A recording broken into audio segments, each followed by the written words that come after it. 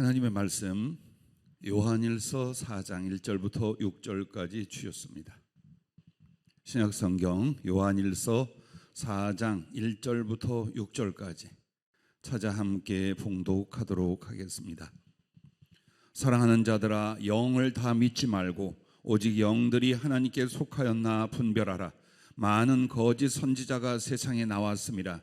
이로써 너희가 하나님의 영을 알지니 곧 예수 그리스도께서 육체로 오신 것을 시인하는 영마다 하나님께 속한 것이요 예수를 시인하지 아니하는 영마다 하나님께 속한 것이 아니니 이것이 곧 적 그리스도의 영이니라. 오리라 한 말을 너희가 들었거니와 지금 벌써 세상에 있느니라.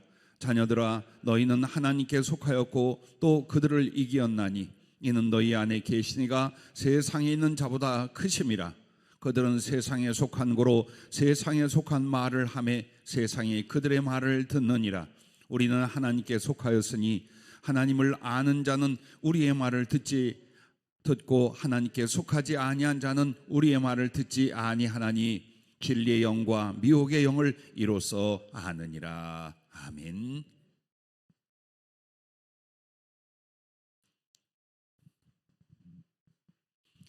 영을 분별하라라는 제목의 말씀을 주셨습니다. 10월 달에 성령이 우리 교회에 주신 지혜가 하나님의 지혜를 구하라는 것인데 오늘 그 말씀과 연결되어 있음을 보았습니다. 영을 분별하라라는 것입니다. 그러면 영을 분별하는 것은 모든 것을 섭리하는 하나님과 속임과 실패로 이끄는 악한 영의 작용을 분별하고 나와 사람과 일들 안에서 다음 4가지를 살펴 분별하는 것입니다.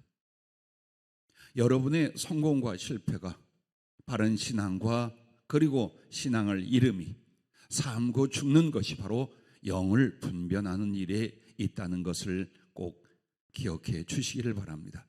그러면 오늘 이 요한일서 4장에 나온 것처럼 영을 분별하라, 여기에 관련된 4가지는 첫째, 하나님께 속하였는지 세상에게 속하였는지 이것을 분별하는 것입니다. 하나님께 속하였는지 세상에 속하였는지 이 말은 어떻게 구별이 되냐? 첫째, 예수 그리스도를 바르게 알고 시인하는가에서부터 시작이 됩니다. 누가 자기가 하나님의 사람이요 선지자요 주의 종이라 말할 때, 혹은 하나님께 어떤 거룩한 것을 받고 혹은 하나님의 예언과 지시를 받았다고 할 때에, 그때에 그 사람이 하나님께 속하였는지 세상이나 사단에게 속하였는지에 대하여 제일 먼저 예수님을 바르게 알고 시인하고 있는가, 이 부분을 살펴보아야 됩니다. 오늘 말씀에도 보면 이로써 너희가 하나님의 영을 알지니, 즉 성령은 어떻게 하느냐 이 말이에요. 곧 예수 그리스도께서 육체로 오신 것을 시인하는 영마다 하나님께 속한 것이요. 왜냐? 그 당시 이단 중에는 예수 그리스도가 이 세상에 사람으로 오시지 않았다, 영으로 왔다. 그래서 그의 십자가의 죽으심도 실제로 죽은 것은 아니다, 여러 가지 헛소리를 말하는 이단과 사이비들이 있었습니다. 오늘 어쨌든 이단에 관한 것을 말하려는 것이 아닙니다. 누군가가 자기가 예수님을 잘 믿는 혹은 하나님께 속한 사람이라 할 때에 그를 영분별할 때 예수 그리스도를 바로 알고 시인하는가, 이 부분을 보라는 것입니다. 고린도전서 12장 3절에도 보면 그러므로 내가 너희에게 알리노니 하나님의 영으로 말하는 자는 누구든지 예수를 저주할 자라 하지 아니하고 또 성령으로 아니하고는 누구든지 예수를 주시라 할 수 없느니라. 바르게 알고 바르게 믿고 그 예수님에 대한 그 지식 안에 정말 나의 주님으로 말하고 생활할 수 있는 건 하나님의 성령이 아니면 아니 된다라는 말씀입니다. 그러면 여러분, 예수님에 관하여 성경 전체가 말하지만 여러분, 예수님에 대해서 바르게 알고 시인하는 것은 첫째가 예수 그리스도의 신성입니다. 즉 그가 하나님의 아들이요 하나님과 동등하신 분임을 믿고 말하는 것입니다. 그리고 인성입니다. 그는 분명히 하나님의 아들이요 신성을 가진 창조주이시지만 우리와 똑같은 육체를 입고 오셔서 우리의 구속의 제물이 되어주신 인성에 대해서입니다. 그리고 십자가와 부활입니다.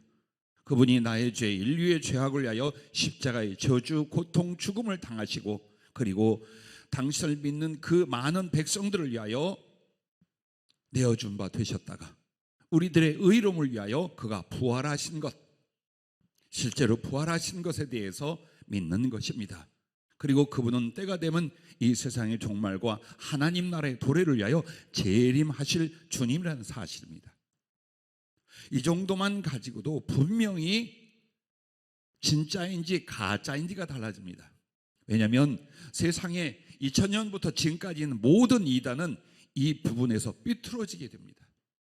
예수님의 신성을 인정하지 않거나 예수님의 인성을 인정하지 않거나 그의 십자가나 부활에 대해 잘못 말하거나 혹은 예수님 대신 다른 사람이 예수님으로 재림했다거나 이렇게 해서 그의 영이 하나님께 속한 사람이 아닌 걸 우리가 알게 됩니다.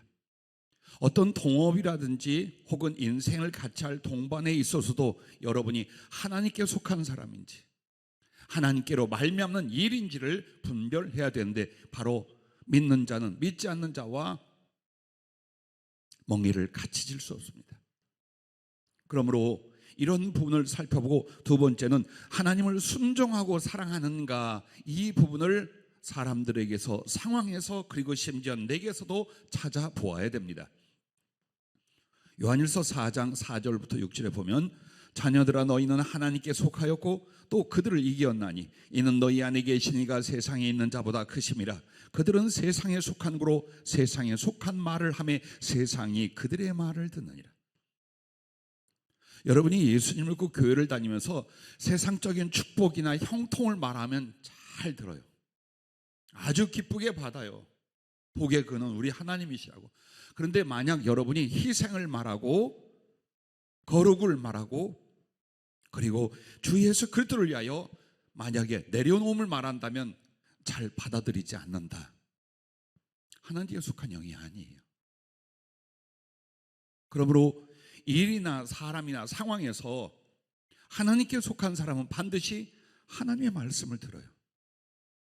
사람이나 세상의 논리나 지식이나 혹은 인간의 궤변이나 지혜가 아니라 하나님의 하신 말씀이라면 달게 듣고 순종한다면 그는 하나님의 사람이요 하나님께 속한 단체요 혹은 하나님 안에서 나오는 일이라고 믿어도 됩니다.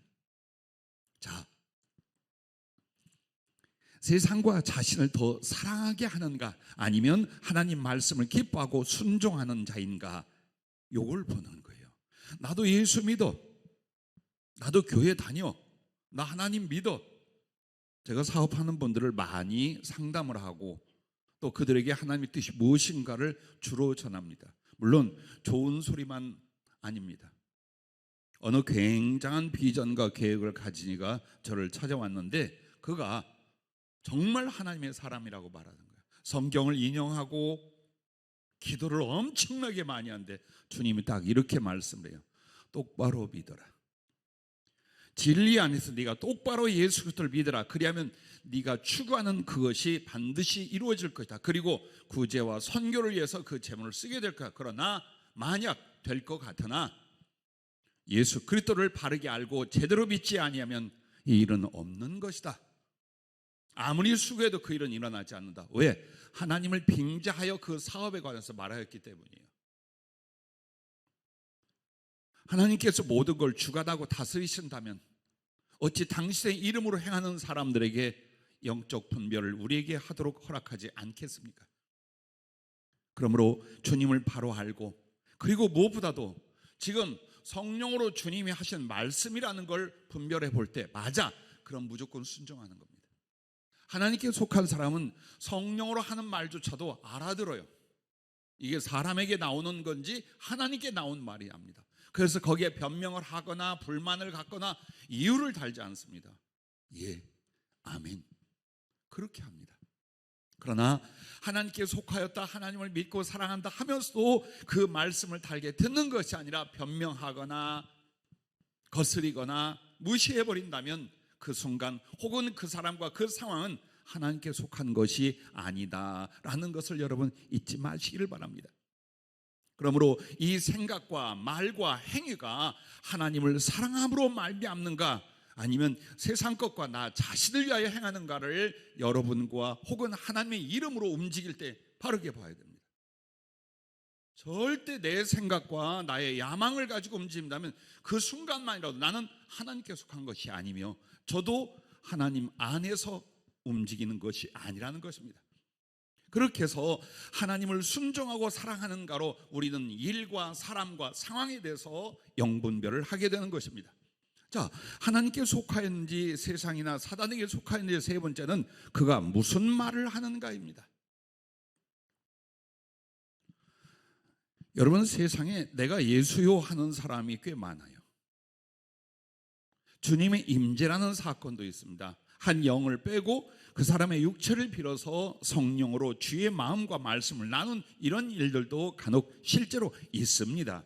그런데 중요한 건 오늘 여러분 중에 한 사람이 내가 예수다라고 하면 어떻게 해야 될까요? 엊그제까지는 아무개 집사인데 모르죠, 하나님이 그렇게 했는지.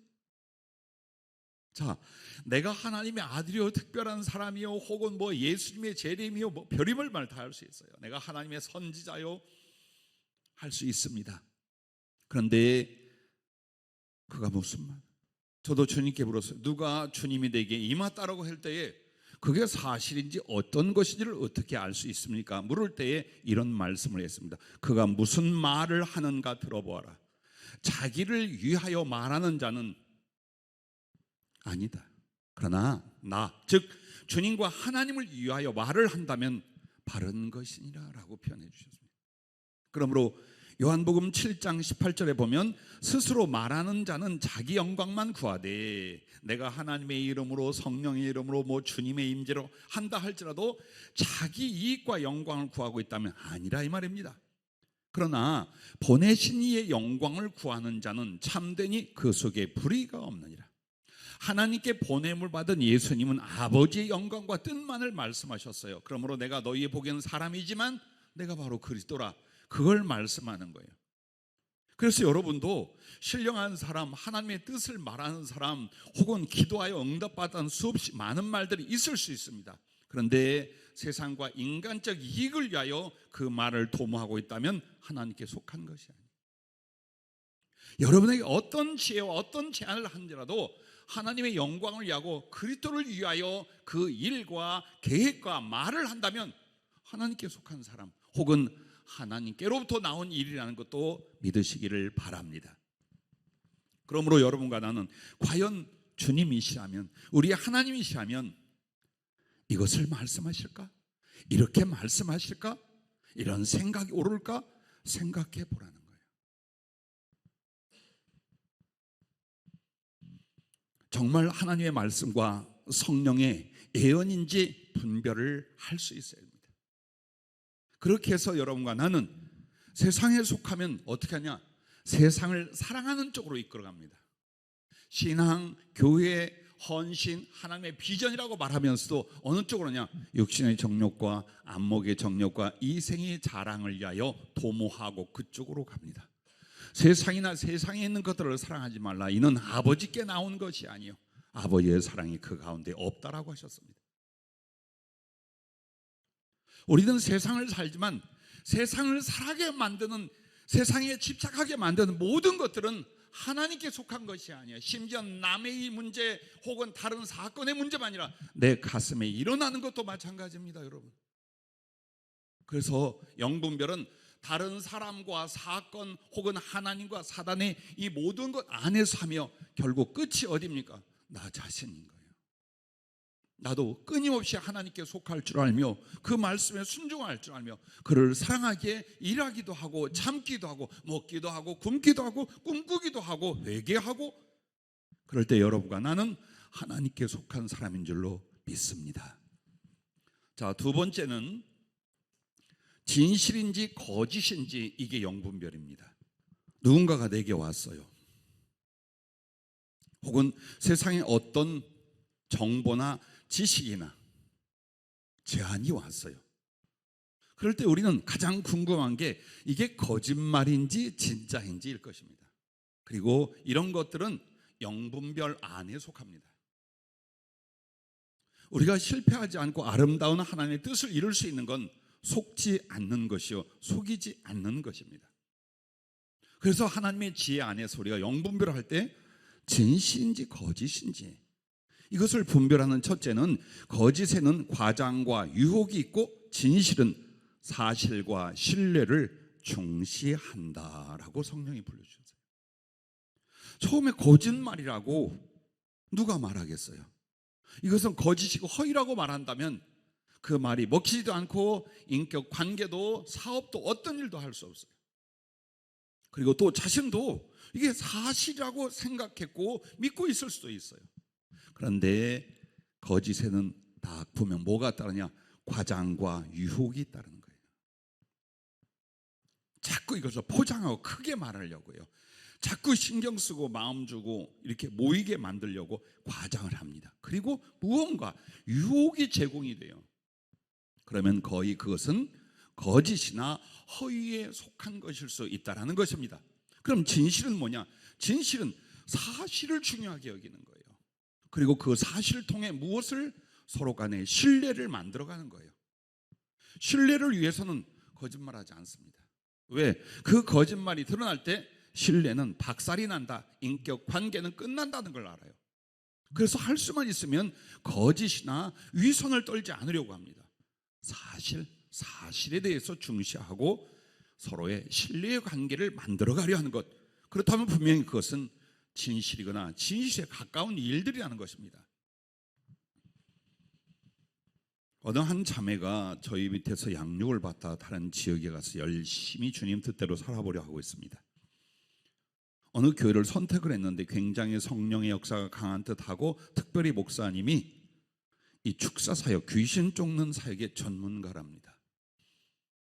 나는 잘 모르겠어요. 어느 분야에 전문성을 가지는 것이 있을 수도 있는데, 그래서 어떻게 하더냐 하는데, 희한하게 매 설교와 간증마다 귀신을 쫓아내고 그 귀신하고 대화를 하는 내용들을 말씀을 하는데, 이런 어떤 자랑이나 간증에서 자꾸만 심령이 너무 갈등이 오고 고통이 온다는 거예요.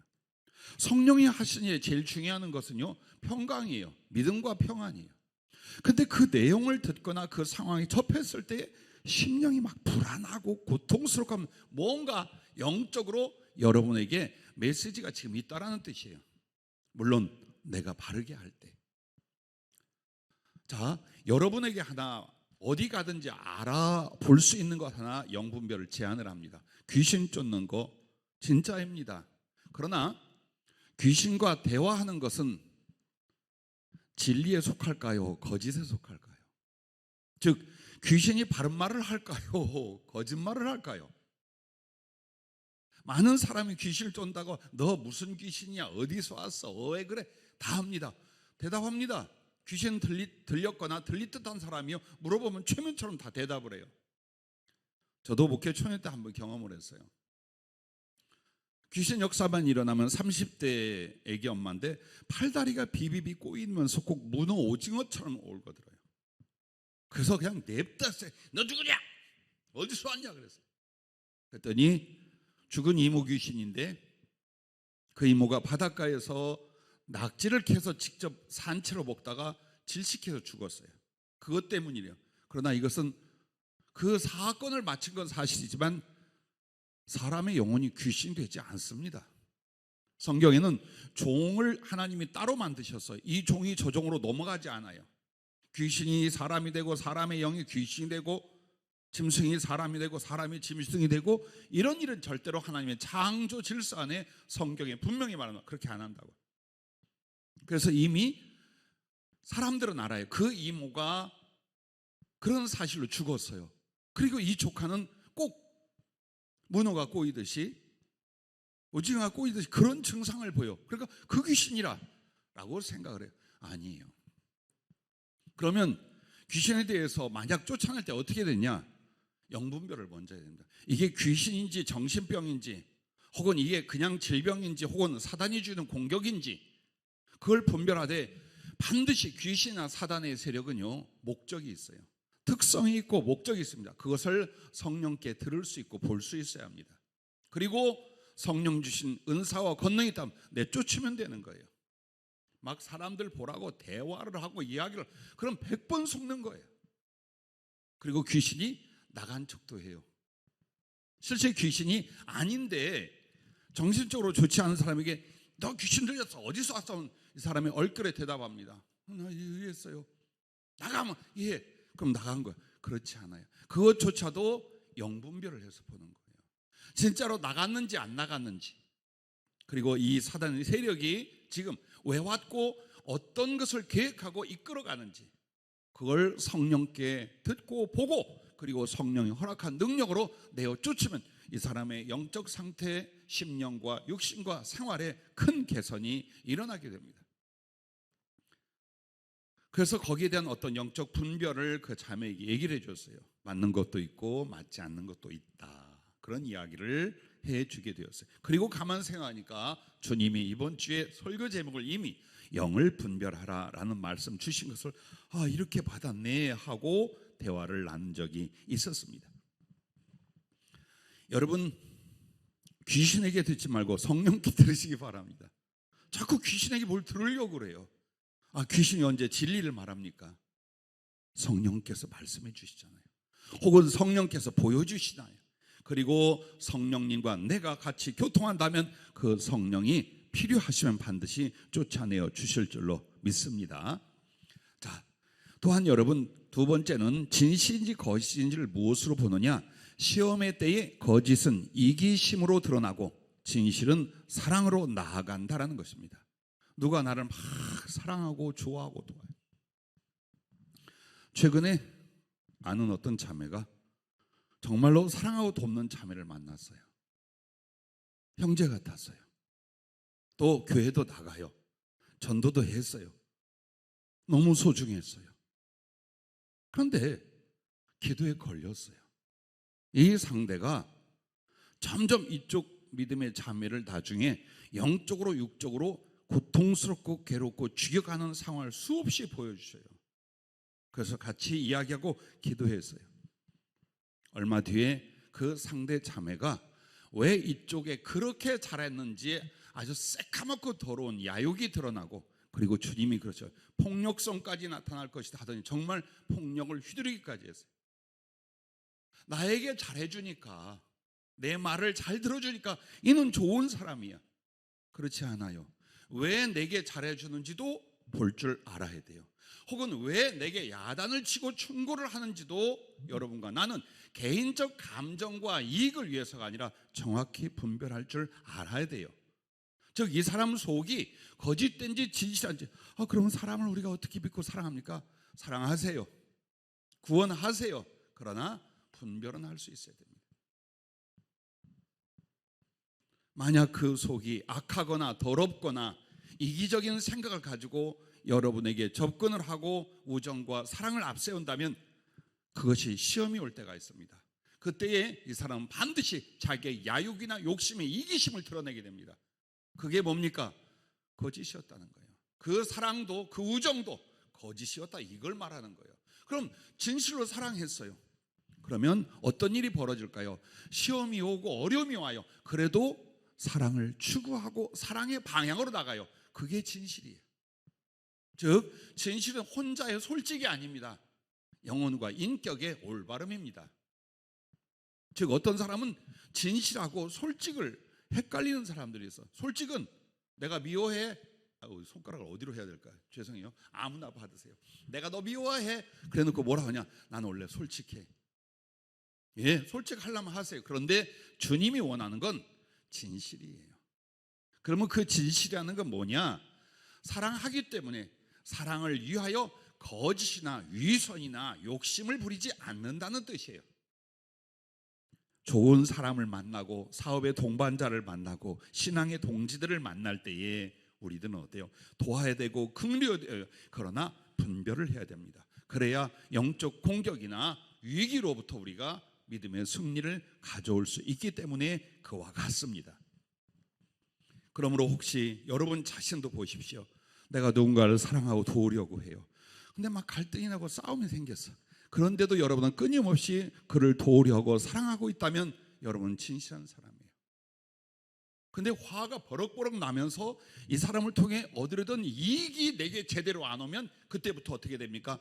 갈등과 다툼 혹은 버림과 비판으로 넘어간다. 그럼 내가 어떤 존재예요?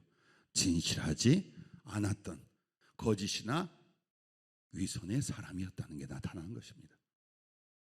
오늘 일과 현상, 그것이 중요한 게 아닙니다. 그리고 또 예수 안에서 인격과 인격, 하나님과 나 사이의 관계, 거기에 진실성이 가장 중요하다고 믿고 만들어 갈 수 있기를 바랍니다. 자, 또한 진실인지 거짓인지를 알아보는 세 번째는 거짓은 감추려 하고 진실은 드러내려 합니다.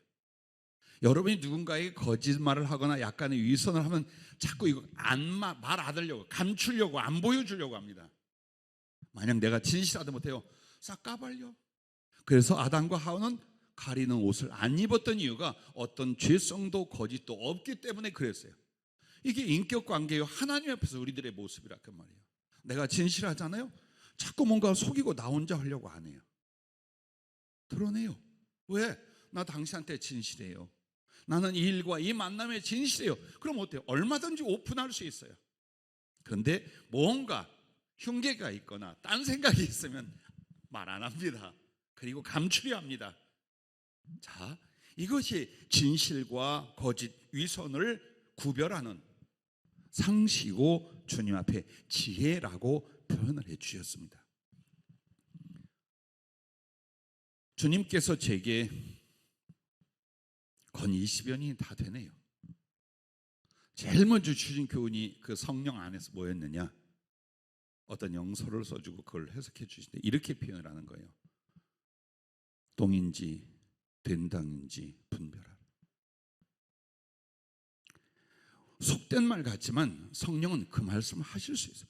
똥인지 된장인지 분별하라. 즉 누군가가 목사님 참 은혜스럽습니다, 목사님 사랑합니다, 목사님을 위해서 일하겠습니다, 심지어는 죽겠습니다 한다 하더라도 그가 그 중심이 진실한가, 어떤 지금은 모르다 나중에 뒤집어지고 엎어질 잘못된 것을 가지고 있는 존재인지 알고 가까이 하라. 무조건 사랑한다고, 전도한다고, 무조건 함께 교회에 세우고 하나님 일한다고 무조건 다 같이 하는 것이 아니다라고 했습니다.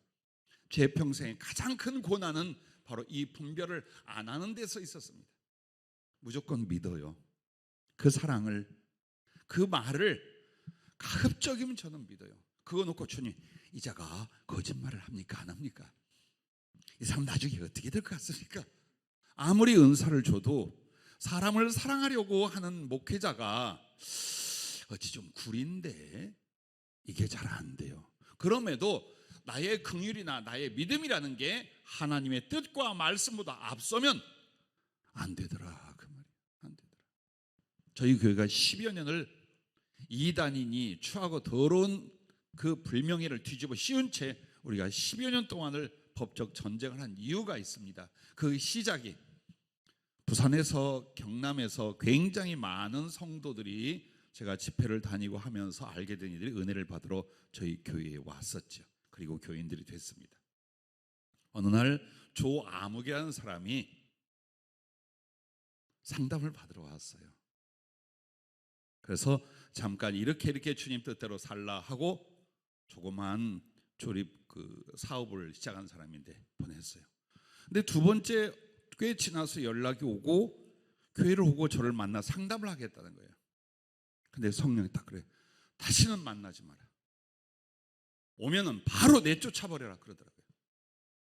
그래서 뭐 배탈이 나서 옷에 뭐가 묻었는데 뭐 그걸 빨아입고 막 이렇게 왔는데 안 만나준다고 막 울더라는 거예요.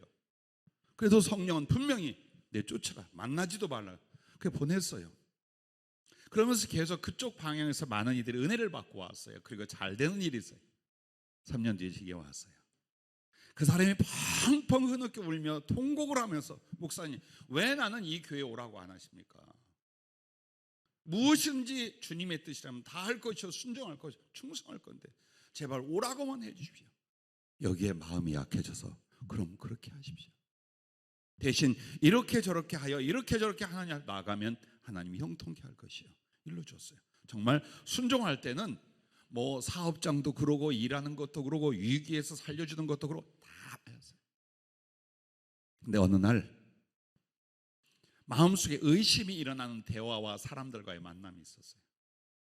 그리고 그는 본색을 드러나서 교회를 뒤집고 주의 종들을 내쫓고 그리고 이 보잘것없는 교회의 재산을 위하여 몽땅 가져가려고 별의별 짓을 하다가 방송국까지 동원해서 정말 악하고 도로 말할 수 없는 상황을 우리 교회에 뒤집어 씌웠습니다.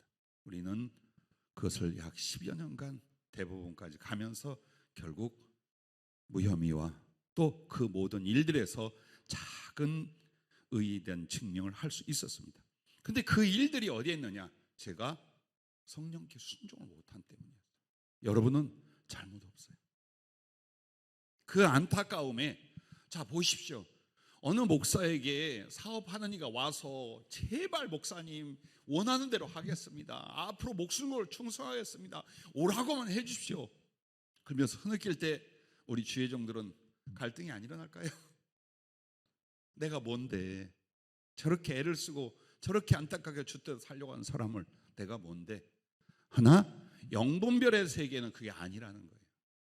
절대 아니라. 그리고 영분별 할 수 있도록 이미 은사나 지혜를 줬는데도 따르지 못함으로 말미암아 얼마나 큰 고통과 어려움을 겪게 되었는지 제가 부끄럽지만 여러분 앞에 고백을 합니다. 영성훈련을 할 때 전국 각처에서 목사님들, 사모님, 전사님, 기타 사명자들이 이곳에 와서 그리고 우리 교회 건축 전 복명동 쪽에 굉장히 많은 사람이 왔습니다. 어느 목사님은 참 신실했습니다. 와서 금식 40일을 저희 교회에서 2번이나 하시고 정말 애간장을 녹일 눈물로 하나님의 은혜, 성령의 은혜를 사모님과 함께 구했습니다.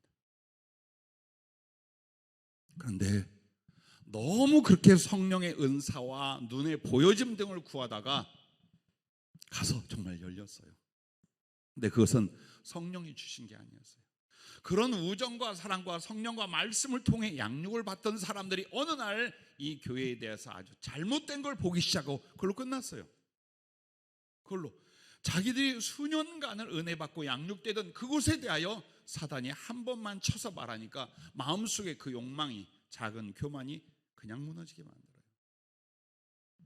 부산에서 그리고 외국에 나가서 성악 전공을 하고 유학을 했던 사람들을 집회 때 만났습니다. 은혜를 받고 저희 교회에 찾아와서 상담한 그 순간 성령 임하고 울고불고 뒤집어지고 불을 받았습니다. 근데 어느 날 교회를 뒤집는 일에 앞장섰어요.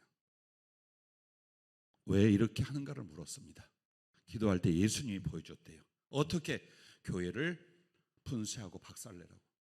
자, 이렇게 어리석습니다. 여러분, 혹 교회가 허물이 있을 수 있고 주의 종이 부족함이 있을 수 있어요. 그러나 그 주님이 네가 나서서 교회를 분쇄하고 무너뜨려라 하시겠습니까?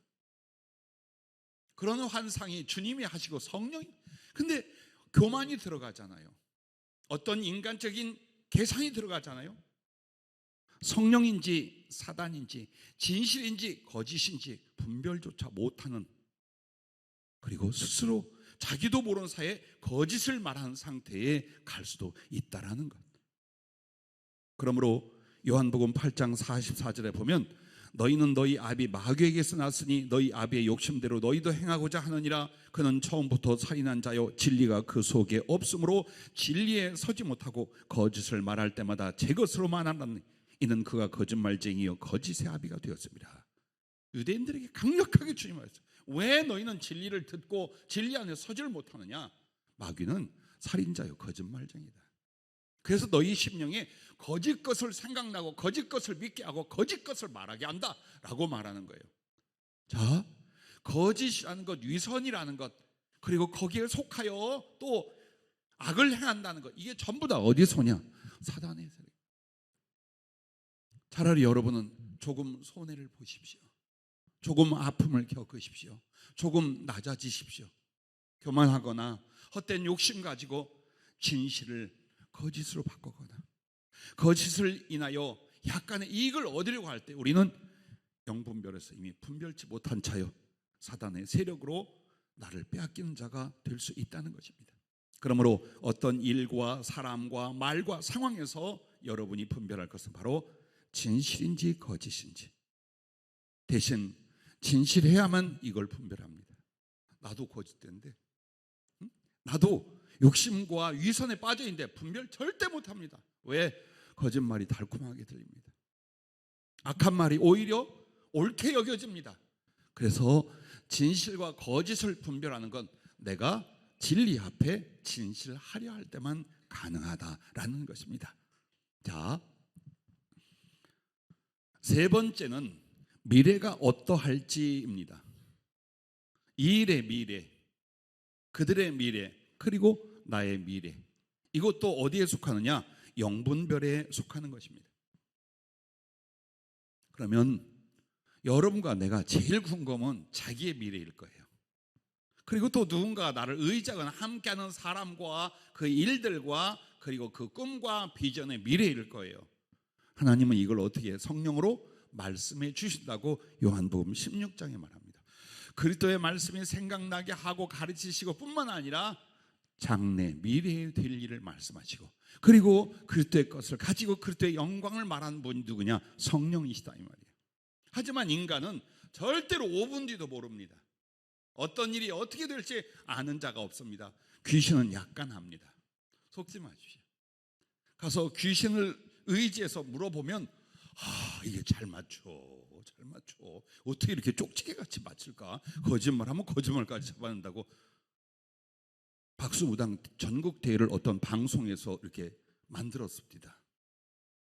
참 어리석고 악한 세대로구나. 어느 정도 맞아. 그러나 약간의 사실을 맞추는 게 중요하지 않아요. 미래와 영혼을 맞추는 것이 중요한 거예요. 그런데 그 미래와 영혼을 맞출 수 있는 건 누굽니까? 하나님 외에 누가 있겠습니까? 세상을 만들고 우리의 과거와 현재와 미래를 다스리는 그 주님 외에는 알 자가 어디 있겠습니까? 하나, 우리가 그 미래를 안다는 건 아주 중요한 영분별이며 지혜이며 그리고 승리와 성공을 위한 인생을 가져오게 될 것입니다. 그래서 우리도 하나님의 허락한 지혜 안에서 미래가 어떠할지를 알아야 됩니다. 그 첫째가 하나님께 순종하고 있는지 거스르고 있는지, 이걸로 이제 미래가 결정이 되는 거예요. 지금은 잘 돼. 막 주뜻대로 안 살고 악을 행하거나 막 몰려다녔던 사람들이 몇 년 뒤에 만났더니 사업이 잘 되고 집도 사고 막 그랬다 그래요. 그게 얼마나 중요한 일인가.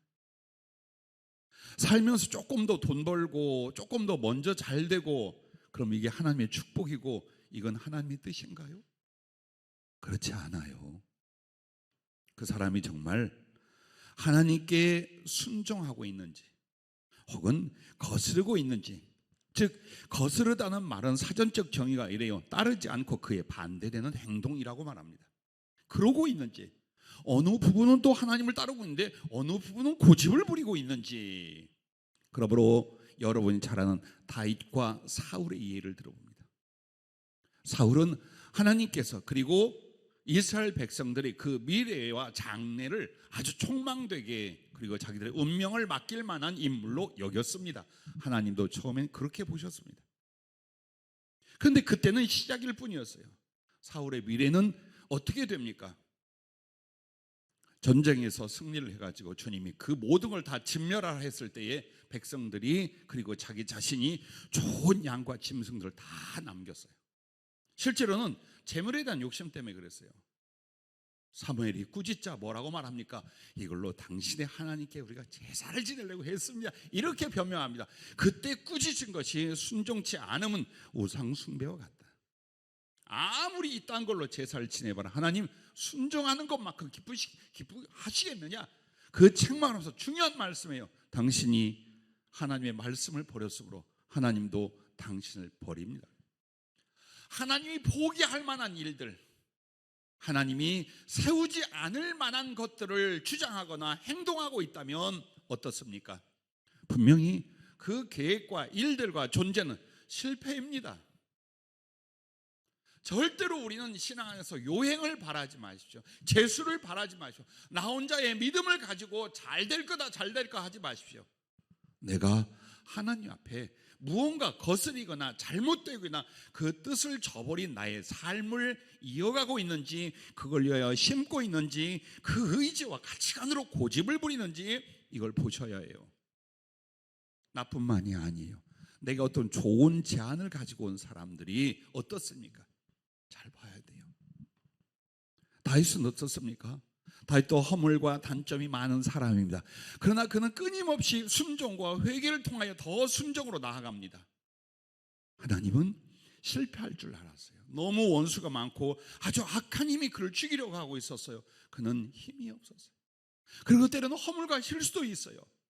그렇다면 다윗을 인간적으로 볼 때 잘 될 리가 있나 입니다. 하지만 끊임없이 회개조차도 순종 아닙니까? 회개조차 진심으로 회개하는 것도 순종입니다. 어떻게 하는지 하나님의 말씀 그 순종하려 하고 하나님을 경외하려고 그것을 인격 관계 삶 속에 나타나려 할 때에 그의 실패의 요인이 많음에도 그는 하나님의 계획과 비전대로 성공한 사람, 하나님이 영광으로 쓰신 사람, 하나님 마음에 합한 사람이 되었습니다. 자, 우리가 받는 교훈이 그거예요. 여러분의 미래를 쪽집게처럼 말해주는 게 아닙니다. 성경에 이미 나와 있습니다. 내가 지금 그 말씀 속에서 순종을 심고 계신가요? 잘 될 것입니다. 그 순종과 기도 안에서 꿈을 꾸고 하나님의 약속을 받았는가요? 반드시 됩니다. 그러나 하나님이 보시기에 너 기질이 그게 아니야. 너 가치관이 그게 아니야. 어떻게 뱃속에 있는 욕심이나 인간적 생각 그거 안 버리고 자꾸만 나의 일 하겠다고 하느냐? 분명히 안 됩니다. 여러분 절대 안 됩니다. 그러므로 매 순간 꼴을 보니 이게 되겠는가? 밖을 보니 이게 되겠는가가 아닙니다. 나를 보고 상황을 보십시오. 정말로 하나님 앞에 그 미래는 하나님의 뜻에 합하다면 반드시 성취됩니다. 아름답게 됩니다. 오직 여기에 달려 있습니다. 두 번째, 무엇을 따르고 구하고 있는지 이걸 봐야 돼요. 나는 내가 무엇을 사랑하고 집착하고 욕심내는가 이걸 봐야 됩니다. 그리고 내가 무엇을 구하고 무엇을 위하여 기도하고 사모하고 노력하는지 그게 여러분의 미래입니다. 육신을 따라 심고 있습니까? 육신으로부터 썩어질 것을 거둘 것입니다. 영을 따라 의와 사랑을 심습니까? 하나님의 평안과 형통을 거두게 될 것입니다. 지금 아무리 우리가 신앙생활한다, 기도한다, 하나님을 위해 산다라고 하지만 여러분이 무엇을 더 사랑합니까? 무엇에 대한 집착과 욕심이 있습니까? 나는 주님의 종들을 양육하는 일과 사업이나 경제력을 통하여 구제와 아름다운 선교의 일을 해야 될 일꾼을 동시에 양육하고 있습니다. 교회 안에서도 있고 교회 밖에서도 있습니다. 그러나 똑같았습니다.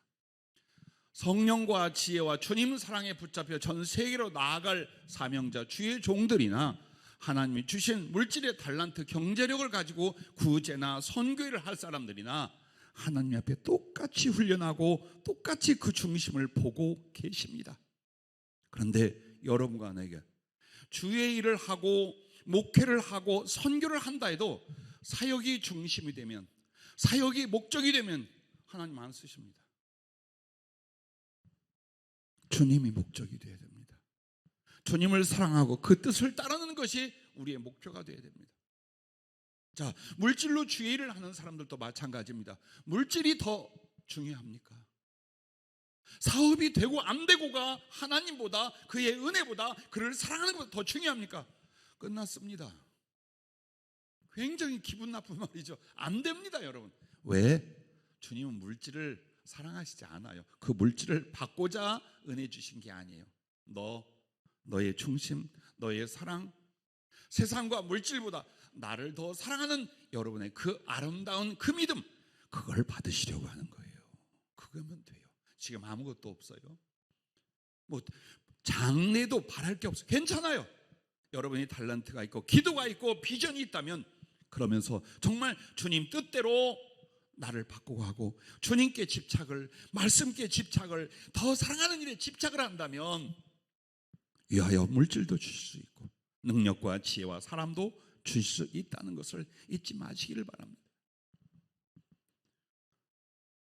나는 우리 사랑하는 성도님들과 저에게 기도를 의뢰하는 사람들 중에 행여 경제력과 믿음으로 주를 섬기려 하는 사람들에게 대하여 성경 이 부분을 소개를 합니다.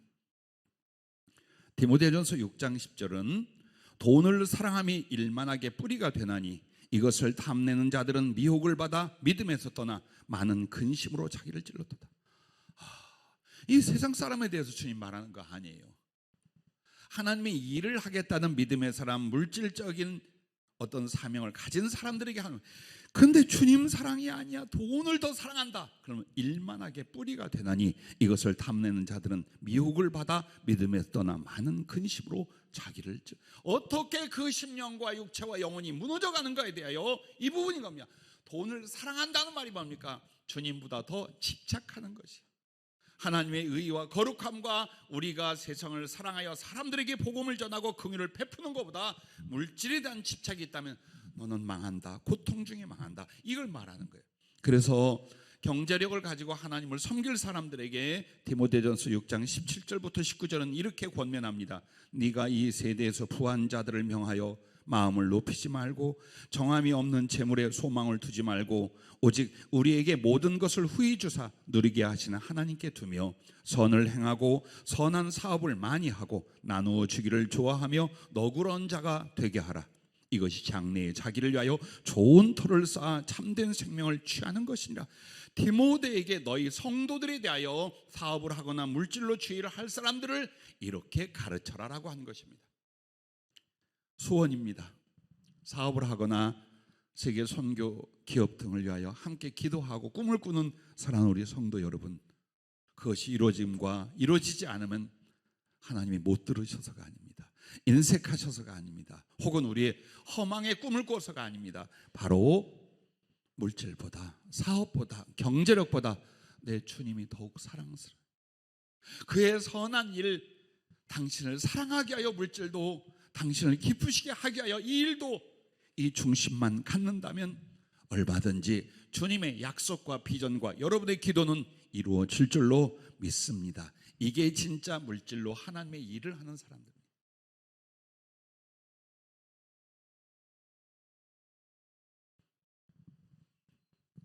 우리가 장래가 정말 하나님의 뜻 가운데 말씀대로 이루어지기를 바라고 꿈꾸고 기도하는 대로 이루어지기를 바란다면 바로 이런 부분들을 기억하라라고 하셨습니다. 그리고 세 번째는 미래가 어떠할지에 대해서는 하나님께 묻고 들으라라고 했습니다. 점치듯이 하는 게 아니에요. 성경 말씀으로, 기도로, 그리고 내가 지금 무엇을 심는가가 미래를 짐작할 수 있지만 더 구체적인 건 하나님께 묻고 듣는 거예요. 성경은 모든 말씀의 권면이 한 가지를 말하고 있어요. 하나님께 묻고 들으라예요. 구약 성경부터 신약을 보세요. 뭘 말합니까? 너 하나님께 묻고 들어라. 이게 성경의 모든 원리예요. 신앙이라는 거예요. 신앙이 뭐냐? 하나님께 듣고 묻는 거예요. 물어서 그걸 듣고 그대로 사는 거예요. 그러므로 여러분과 나는 나의 장래 혹은 이 일의 장래 혹은 우리 교회 미래에 대해서 뭐 어떻게 해야 됩니까? 사람끼리 이렇게 말하고 저렇게 판단하는 것이 아니라 하나님께 묻고 하나님께 들으려고 하는 것입니다. 우리를 사랑하신 주님이 왜 입을 굳게 닫으시겠습니까? 귀를 지으시니가 듣지 아니하시며 입을 만드시니가 말씀하지 않겠습니까? 그의 눈이 그를 경외하는 자를 향하고 그의 손이 당신 앞에 부르짖고 기도한 백성들을 향하여 펴질 줄로 믿습니다. 솔로몬은 열왕기상 3장에 무엇을 말합니까? 전심전력으로 일천번제를 드리면서 백성을 다스릴 송사의 분별력을 하나님께 드리려고 했습니다. 어떻게 백성들의 이 송사 문제를 정확하고 옳고 하나님 뜻대로 이걸 분별하여 해결할 수 있는가? 예, 이게 바로 지혜면서 또한 어디에 속합니까? 영들 분별함에 속하는 거예요. 그래서 여러분과 내가 하나님 앞에서 정말 묻고 듣고 깨달으려 하는 거예요. 어떤 자매가 결혼할 사람을 만났습니다. 잘했지요? 누군지 모르지만 우리 교회는 아니지만 축하해 주시면 좋겠어요. 그런데 축복하고 있는 어느 순간 주님이 아니다 그러시죠. 그의 과거와 현재와 성격과 모든 걸 다 일러주시면서 심지어는 그 홀 어머니까지 일러주셔요. 이 자매는 정말 하나님 뜻대로 살려고 했어요. 굉장히 오랜 시간 동안 하나님이 원하지 않으려 하고 하나님께 쥐되는 건 않으려 하고 하나님 앞에 사명자로 충성으로 사랑으로 살려고 했어요. 남편을 만나도 그런 주님의 종과 충성된 하나님의 사람을 놓고 기도를 했어요. 그래서 간간히 영적 점검을 받고 기도를 받다가 어느 날 조용해집니다. 여러분 이러면 안 돼. 특히나 우리 젊은 자매 돌싱들 이러면 안 돼. 한참 지난 뒤에 결혼할 사람이 생겼어요. 그래요. 다 하나님의 뜻이 무엇인가를 묻다가 먼저 간 거예요. 마음이. 이 사람 괜찮겠다. 이 사람 같아. 너무 잘해. 다 여자를 위해주고 나를 맞춰주고 다 너무 성격도 잘 맞는다는 거예요. 자, 육신의 일을 생각하고 있나요? 영의 일을 생각하고 있나요? 지금 누구를 만난다고 했어요? 하나님을 사랑하고 복음을 위해 헌신될 충성된 하나님의 사람을 만나겠다고 했어요. 근데 나한테 잘해, 따뜻해, 내가 하자는 대로 다 해. 이 사람하고 결혼하면 좋겠어. 자, 여기서부터 영분별은 빗나가고 있는 거예요. 그러려고 한 게 아니잖아요. 그걸 보고 하나님이 허락한 사람이라고 하는 게 아니잖아요. 내가 물었어요. 그가 진실로 하나님을 사랑하고 주님과 복음을 위해 헌신할 수 있겠는가? 그건 좀 아니죠. 그거 하나만으로도 아니야. 그러나 그의 성격, 그의 가치관, 그의 갈등 일으킬 모든 문제를 일러줘도 귀가 안 들어오는 거예요. 왜? 마음이 먼저 갔어. 그러면 성령의 말씀, 주님의 뜻이 안 들어와요. 마음이 가고 몸이 가고 삶이 가버리면 절대로 하나님 말씀으로 못 돌아옵니다. 여러분, 그러기 전에 묻고 듣는 거예요. 우리 젊은 청년들 명심하세요. 홀딱 연애하고 좋아해가지고서 엄마 아빠 나 결혼합니다. 아니, 영분별을 먼저 하고 교제를 하는 거예요. 그렇게 하면 인생의 처절한 패배, 아픔 혹은 하나님의 뜻이 빗나가는 결과가 오지 않을 수 있어요. 모든 것은 주님이 이렇게 말씀해 줬고 그 진리의 성령의 은사가 맞습니다 하다가 자기들의 생각이 먼저 가고 자기들의 마음과 계획이 앞서 버리잖아요. 묻지도 않아. 묻지도 않아. 왜 묻지 않느냐? 우리 목사님의 성령으로 말하면 이건 아니라고 할 것 같아. 이 사람은 아니라고 할 것 같아. 이 사업은 아니라고 할 것 같아. 절대로 안 물어봐요. 그때는. 자, 우린 왜 그럴까요? 분명히 하나님이 당신의 뜻과 우리를 위하여 정확히 말씀하고 가르칠 수 있다는 걸 다 확인하고 10년, 20년 살다가 욕심이 생겼어. 인간적으로 사랑이 먼저 앞섰어. 그러면 입을 닫아요. 절대 목사님이 기도해 주세요, 이 문제를 분별, 이거 안 해요. 그리고 나서 그 뒤에 실패와 아픔을 뼈저리게 겪는 수없이 많은 사람들을 보았습니다. 그러므로 부디 여러분, 하나님께 물을 때에 때로는 하나님의 성령의 사람을 왜 여러분 앞에 세우겠습니까? 그리고 그가 틀린 말을 하던가요? 그의 분별과 그의 예언과 그의 하나님 뜻을 전하는 말이 틀리다면 안 들어도 돼요. 그러나 혹시 여러분의 하나님의 사람이 정확하게 하나님의 뜻을 전하고 지혜와 영분별을 주던가요? 여러분이 기도하면서 혹은 많은 성령의 사람들을 의지하면서 하나님 앞에서 묻고 들으려고 하십시오. 사울이 마지막 망할 때가 뭔 줄 압니까? 그렇게 하나님께 불순종하다가 나중에는 아무리 기도를 해도 하나님의 응답이 나오지 않아요. 두림과 음임 이런 걸 통해서 하나님의 뜻을 점치듯이 하는 방법이 있어요. 그것도 안 돼. 그러자 어떻게 하냐면 자기가 내쫓았던 신접한이 박수부당이에요. 거기에 변장을 하고 가요. 그래서 가서 사무엘을 불러달라 그래요. 죽은 사무엘을. 자, 신접한 자가 하늘에 가 있는 사무엘을 불러낼 수 있다? 혹 하나님이 그럴 수도 있어요. 근데 거기에 내용에 보면 그 사무엘의 같은 영이 올라와요. 왜 날 귀찮게 하느냐 이렇게 시작을 해요. 그리고 나머지는 여호와께서 이렇게 말씀하고 이렇게 말씀한다. 근데 마지막에 뭐냐면 내일 네 자식과 네가 죽어서 나와 함께 있을 것이다 이렇게 나옵니다. 그럼 거기가 어디예요? 천국이었어요? 악한 영은 하나님의 뜻이나 약간의 진실을 말할 수 있는 거예요. 그러나 귀신을 의지하고 세상을 의지하고 사단적인 방법으로 들어갈 때는 그 영혼과 함께 망합니다. 하나님이 말씀할 수 있는데, 성령이 가르쳐 줄 수 있는데, 왜 우리는 우리의 어리석음을 앞세우거나 우리의 무분별을 앞세우거나 심지어는 기독교인들이 점집에 가는 경우도 왕왕 있다 그래요.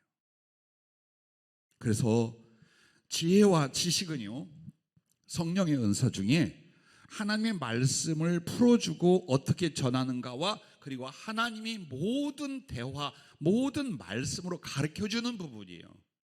환상을 본다든지 깨닫는 데 다 있겠지만 방법은 여러 가지지만, 그러면 지혜의 말씀의 은사, 지식의 말씀의 은사는 뭐냐? 하나님이 말씀하여 가르쳐 주신다는 거예요. 그래서 그 말씀을 전하고 지혜로 신앙으로 살 수 있게 하는 부분이에요. 그리고 영분별은 뭐냐? 아까 말한 것처럼 지금 하나님이 하고 계신지 마귀가 하고 있는지, 사단의 세력은 어떤 괴계와 공격과 방법을 가지고 미혹하거나 공격하고 있는지, 그것을 어떻게 대처하며 이겨야 하는지, 진짜인지 가짜인지 이걸 가르쳐줘요. 자, 그리고 그 세트가 뭐냐? 예언이에요. 난 예언 믿지도 않았어요. 아니, 설교하고 성경인데 예언은 왜 필요한 거예요? 예언은 다른 게 아니에요. 하나님이 장래 되어질 일만이 아니에요. 하나님 말씀에 비추어서 구체적으로 그 사람과 장래 일을 가르쳐 주셔서 좌우로 치우치거나 멸망할 사람을 직로로 하나님 뜻을 따라가게 만드는 성령의 특별한 은혜예요. 그래서 예언으로 어떻게 합니까? 사람의 마음과 미래를 주님 일러주고, 영분별을 통해서 하나님께 속하며 사단의 세력을 이기고 진실 안에서 진리를 쫓게 만들고, 성령은 그렇게 은사 주십니다. 여러분이 받기를 위하여 사모했고 기도했습니다. 그리고 또 그 은사가 아니더라도 정말 하나님께 엎드려 정직하고 비워진 마음으로 묻는다면 다 대답해 주셔요. 왜? 주의 영이 우리 안에 있기 때문이에요. 그런데 아무리 영분별을 요구하고 하나님 앞에 장래를 묻고 해도 못 들을 때가 있어요. 인간적인 이기심과 나의 생각이 꽉 차 있을 때 절대로 안 들립니다. 이렇게 들립니다. 그래, 다 안 된다, 다 잘 된다, 해봐. 제가 기도했는데요, 다 잘 된다, 해보래요. 왜? 잘 될 줄 알고 자기가 하고 있잖아. 그러니까 자기의 소리를 듣는 거예요. 축음기 나팔 같은 거 아마 나이 드신 분들은 알 거예요. 이렇게 나팔처럼 돼가지고 옛날 그 축음기에서 그 노래도 나오고 소리가, 그것이 여러 개가 쫙 있어요. 근데 거기서 이 소리 나오고 저 소리 나오고 이 소리 나오고 저 소리 나오는 환상을 보여주는 거예요. 근데 그 나팔 중에 딱 한 곳에만 예수님이 딱 서 계신 거예요. 그걸 보여주면서 너희는 많은 소리를 들을 수 있고 많은 걸 깨달을 수 있고 많은 생각을 한다. 그러나 집중하고 기도하면 내가 하는 말을 들을 수가 있다. 만약 내가 말한다고 생각해도 너희 생각과 너희 말을, 혹은 사단이나 사람의 생각과 말을 들으면서 이게 하나님의 뜻이다 라고 착각할 수 있다. 그러므로 마음을 비우고 순종의 의지를 만들고 물어보세요. 그것도 간절히 기도해 보세요. 아무리 성령의 은사하고 나타남과 현상하고 먼 사람이라도 거듭난 사람은, 성령의 사람이라면 분명히 주님이 옳고 그름과 될 것, 해야 할 것, 말아야 될 것 일러주십니다. 근데 마음이 굳어져 있어, 고집이 있어, 이미 욕심이 꽉 들어차 있어. 물으면 자기 생각대로 들려요. 누구를 미워하고 있어요. 그러면 주님께 물으면 같이 미워하는 걸로 들려요. 이게 영분별이 있어야 될 유의인 거예요. 그래서 성령이 말씀할 수 있도록 겸손히, 그리고 순종적 의지를 가지고 여쭤라. 그리하여 듣고 깨닫는 바로 행한다면 우리 주님께서 여러분의 내일을, 여러분의 미래를 밝게, 그리고 기도대로 말씀대로 성공적으로 이루어 가실 줄로 믿으시기를 바랍니다. 마지막 네 번째는 여러분, 나는 어떠한가. 이제 이 부분에 대한 영분별이요. 나를 이제 돌아봐야 돼요. 나는 하나님 앞에 영적으로 바른지 뭔가 삐뚤어 있는지, 여러분이 이게 중요합니다. 이게 정말 우리에게 너무나 중요한 부분입니다. 그냥 혼자 우쭐하지도 마세요. 혼자 비하하지도 마세요. 몇 가지의 지식을 가지고 믿음이라고 벅벅 우기지 마세요. 나는 하나님을 굉장히 경외하고 사랑하는 것처럼 착각하지도 마세요.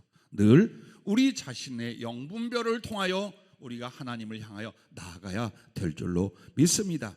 그 첫째, 말씀의 거울로 들여다봐라, 이 부분입니다. 말씀의 거울로 들여다봐라. 야고보서 1장 21절부터 25절에는 이렇게 말합니다. 그러므로 모든 더러운 것과 넘치는 악을 내버리고 너희 영혼을 능히 구원할 바 마음에 심어진 말씀을 온유함으로 받으라.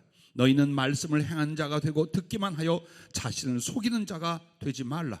누구든지 말씀을 듣고 행하지 아니하면 그는 거울로 자기의 생긴 얼굴을 보는 사람과 같아서 제 자신을 보고 가서 그 모습이 어떠했는지를 곧 잊어버리거니와 자유롭게 하는 온전한 율법을 들여다보고 있는 자는 듣고 잊어버린 자가 아니요 실천하는 자니 이 사람은 그 행하는 일에 복을 받으리라. 즉 하나님 말씀을 여러분이 듣고 그 말씀으로 나의 심령과 행위와 삶에 대하여 비춰보라는 거예요. 그리고 그 말씀의 실천은 이 심령과 삶과 방향을 조종하는 것이 되라 그 말이에요. 거울로 보면 여러분 뭐 하십니까? 거울 딱 보고 거울아 거울아 누가 제일 세상에서 이쁘니? 그럼 거울은 이렇게 대답한대요. 너는 아니야. 혹시 그런 실망 때문에 거울 치운 사람도 있을 거예요. 하나님 말씀은 내 영혼과 미래의 거울과 같아서 말씀만 여러분이 집중하여 가슴에 새기고 묵상한다면, 설교만 똑바로 듣는다면 여러분 자기를 본단 말이에요. 하나님의 뜻 안에서, 거룩한 은총 안에서 나를 보고 고칠 것, 변화될 것, 힘써야 될 것, 버릴 것, 이것이 영분별입니다. 깨닫고 고치고 변화하고 진보하는가, 아니면 듣기만 하지 행하지 않아 자기를 속이는 자로 나는 신앙생활을 하고 있는가, 바로 이분이에요. 그래서 여러분이 개인적으로 성경 말씀을 묵상하고 기도하는 것도 중요한데, 특별히 예배 시간에 그 말씀이 어떠한가, 그 말씀으로 자기를 비춰보는 일이 너무나 중요합니다. 그래서 조심하면 안 돼요. 말씀의 집중력을 잃어버리고 관심이 없잖아요. 영혼이 잘 될 수가 없어요. 절대로 잘 될 수 없어요. 그래서 최소한 그렇게는 안 하려고 그래요. 지난주 러닝타임이 1시간 20분 걸렸더라고요. 그걸 다 설명을 해야 하고 가르쳐 줘야 하고, 그리고 나중에 교재와 책을 만들기가 사실 자세히는 해요. 근데 여러분 보세요. 한번 자세히 취하여 지금 말씀을 어떻게 풀어주고 성령의 이 지혜와 깨달음과 우리의 행함과 나중을 뭐라고 말하는 게, 거기에 관심이 있다면 안 졸려. 그리고 집중이 잘 돼. 근데 말씀에 관심이 별로 없어. 끝나고 갈 길을 가야 하는데, 오늘 피곤하고 힘든데 이러잖아요. 그날 설교 내용은 자기의 것이 아니에요. 근데 그러기를 반복한다면 말씀의 소지를 못해요. 즉 내 자신, 나의 삶을 하나님의 말씀에 비추어 발견하고 고치고 장성케 하는 일이 불가능해진다는 거예요. 두 번째로, 내 인생의 목표와 목적이 무엇인가를 여러분이 정확히 봐야 돼요. 말은 주님이요, 주님 사랑이요, 주님 나라라고 하는데, 실제로 인생의 목표가 사람의 애정이거나 물질이거나 권력이거나 이쪽으로 가고 있다면, 잘못된 인생의 목표와 목적은 반드시 잘못된 영, 잘못된 신앙생활, 잘못된 인생의 끝을 가져오게 되어 있어요. 여러분과 내가 옛날에, 오늘 우리 이재성 목사님 기도처럼 예전에 어떤 사람이었어요? 여기서 잘 먹고 잘 사는 거야. 누릴 수 있고 더 잘 되는 거예요. 그러나 주님 만나 거듭난 뒤에 아니라는 걸 알았잖아요. 벗어버려야 된다는 걸 배웠잖아요. 물질은 그분이 주시되 거룩한 사랑과 의를 위해 쓸 수 있게 주시는 것이고, 내가 집착하고 매달리는 건 아니요, 인간의 마음, 인간의 애정을 얻으러 몸부림치는, 내가 어떤 그 아까 간증한 자매들에게 얘기를 했어요. 노예가 되지 않는가. 사람의 애정과 관심을 얻으려고 얼마나 비참해지는가 봐라. 얼마나 비참해지는가. 그게 목표가 되고 그게 목적이 되면 그것을 조금만 잃어버리잖아요. 죽는다고 난리예요. 삶의 이유가 없어져요. 세상에 어떤 것도 여러분을 합당하게 행복하게 하나님 뜻을 세우지 않아요. 여러분의 인생의 목적은 하나님의 영광입니다. 그 목적을 이루는 목표는 내 구주 예수를 더욱 사랑입니다. 오직 그 두 가지가 나에게 진실하고 나의 뼈가 되어야 됩니다. 흔들릴 수 있고요, 약해질 수 있어요. 그러나 목적은 나를 그 방향으로 이끌어줍니다. 혹시라도 여러분 세상과 세상의 것이 나도 모르는 사이에 목표와 목적이 되어 있다면 우리 고치는 거예요. 어느 자매가 반드시 결혼하겠다 해서 하라 했어요. 근데 나이도 늦고 하니까, 그리고 또 사명도 있다 했으니까 주님 위해서 그냥 살면 안 될까 그랬어요. 한 방 맞았어요. 목사님도 혼자 살아보세요. 참 고마운데 되게 밉대. 순간적으로 웃으라고 한 얘기예요. 이건 정말 그게 아니고 정말 그런 말. 예, 맞습니다. 외로워요. 장래가 걱정돼요. 그러나 그리스도가 목표가 되고 당신 사랑이 나의 인생의 이유가 된다면 홧김으로 살 수 있어요.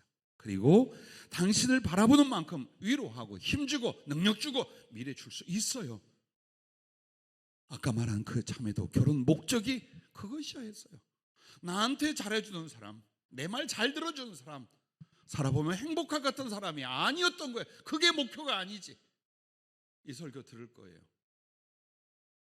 이거 다시 찾아볼 거예요. 그 자매도 그 목적 때문에 결혼하려는 게 아니었잖아요. 20여 년을 나이 어려서부터 어떻게 했어요?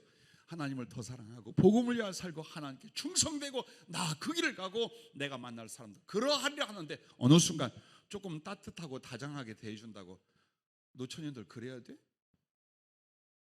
영분별이에요.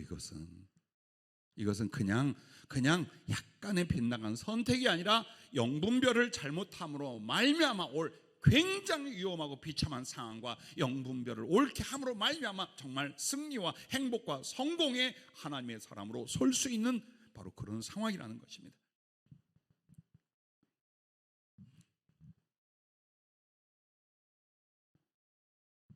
어떤 자매가 10가지 병에 걸려 있었습니다. 나이 어린 자매가 정말 비참하고 어려운 상황에서 저희를 만났습니다. 날마다 회개하고 기도하면서 밤을 지새우면서 하나하나 그 병을 고쳤고 마지막은 위암이었습니다. 하열처럼 쏟아지면서 다 고쳐졌어요. 그리고 그 세월에 나보다도 훨씬 큰 병 고치는 은사, 예언, 기타 어마어마한 성령의 역사와 주님의 임재와 천국을 다녀오는 일을 경험했어요. 그리고 하나님께 생명을 걸 서원을 합니다. 내가 너를 살려준 것과 너에게 이렇게 성령과 지혜를 부어준 것은 내 종의 사역을 위하여 네가 그의 눈과 중보자와 팔이 되라는 것이다.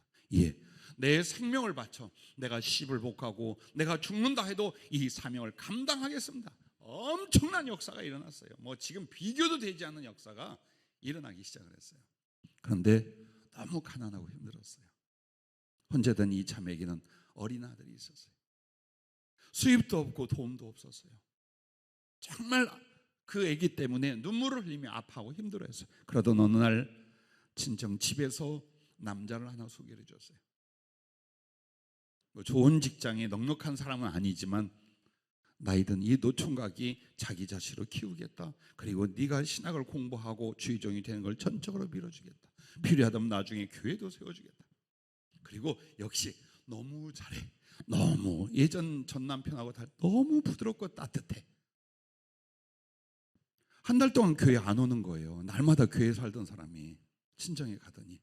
그리고 한 달 뒤에 연락이 와서 목사님 나 시집 갑니다. 이렇게 서운하지 않았어? 그리고 이렇게 된다는데 근데요 마음이 이미 가버렸어요.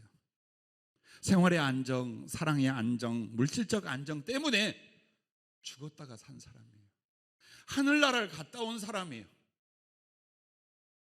무서울 정도의 기적과 권능을 체험한 사람. 그래서 하나님께 그렇게 서원하고 모든 걸 다 드리겠다 했어요. 그런데 그 생활의 안정을 위하여 그냥 생활에 묶여서 모든 거 다 잃어버린 채 그렇게 살아가고 있어요. 오늘 우리에게 약간의 행복, 약간의 만족, 약간의 안정, 약간의 부요, 여러분 그게 중요한 것 아닙니다.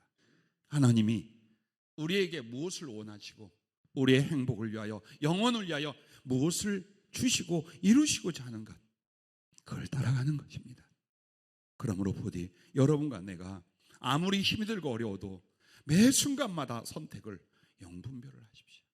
마음도 사업도 심지어는 내 자신에게도 영을 분별하십시오.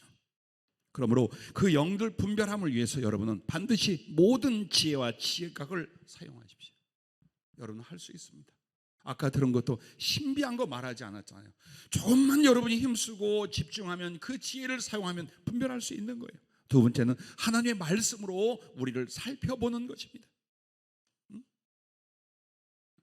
잠언 3장 5절 6절에 보면 너는 마음을 다하여 여호와를 신뢰하고 네 명철을 의지하지 말라.